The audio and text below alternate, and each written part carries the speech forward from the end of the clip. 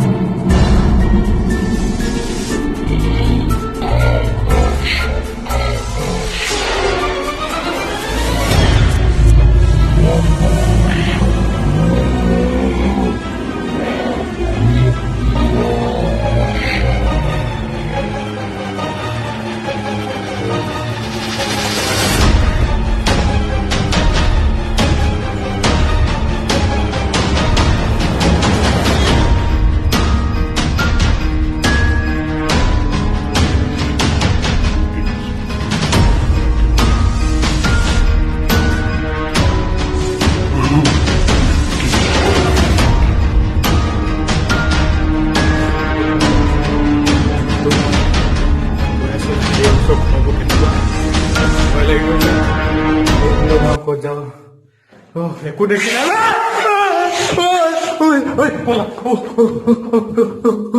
কি আছে? ইমান বেয়া ভূত চোট আছে নেকি?